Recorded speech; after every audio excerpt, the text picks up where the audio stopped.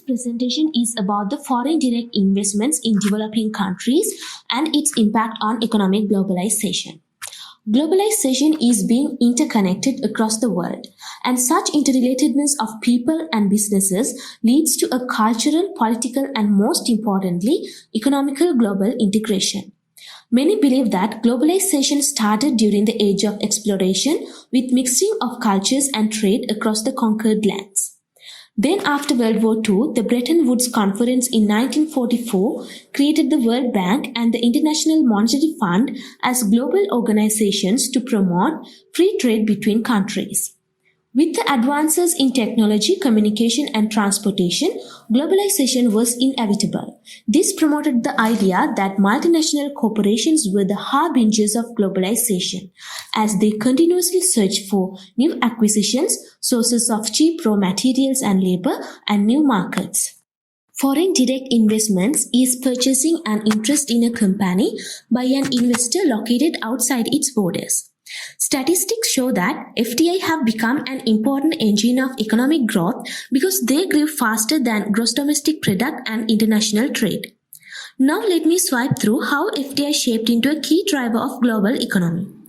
FDI began in the 1990s, but 90% of all foreign investment flows took the portfolio form.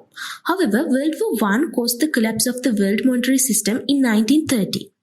FDI proved to be more resilient, and the increase in FDI flows to developing countries was more prominent after the 1960s. In 1983, for the first time, FDI accounted for over half of private capital flows to developing countries. Asia proved to be the biggest destination for FDI. The largest recipients were Singapore, China, Brazil, Mexico, Hong Kong, Malaysia, and Egypt, each having over 5% and together having over 56%. The relationship between FDI and globalization can be understood through multinational enterprises. They are valued by developing countries for the bundle of assets deployed with their investments. They include technology management skills, expertise knowledge, and brand names, etc.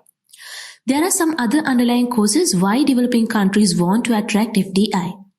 The classical theory of FDI, which is totally beneficial to the host economy, was opposed by the dependency theory. It argued that the multinational corporations lead these countries towards further maldevelopment. Its influence resulted in governments of developing countries to increasingly tighten their control over FDI.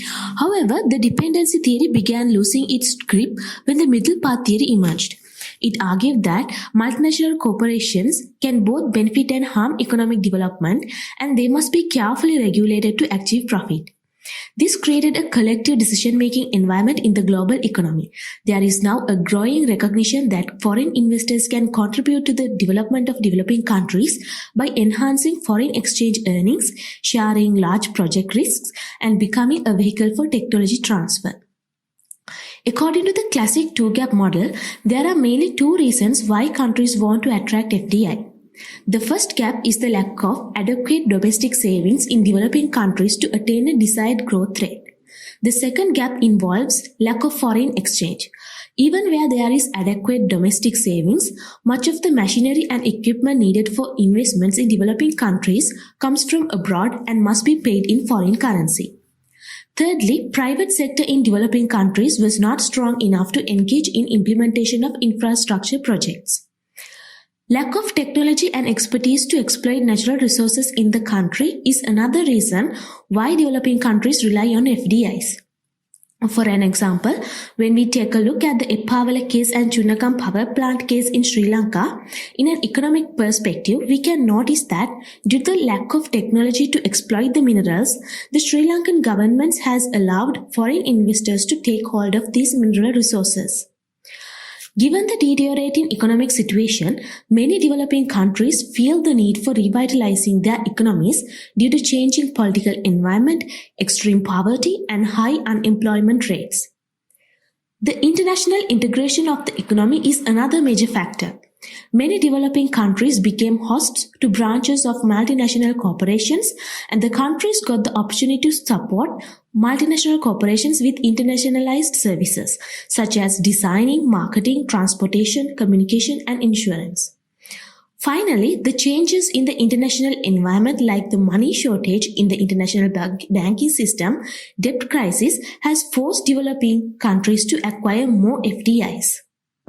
Due to the above reasons, developing countries have liberalized their national policies to establish a hospitable environment for FDI by relaxing rules regarding market entry and foreign ownership, by improving the standards of treatment accorded to foreign firms, and by improving the functioning of markets.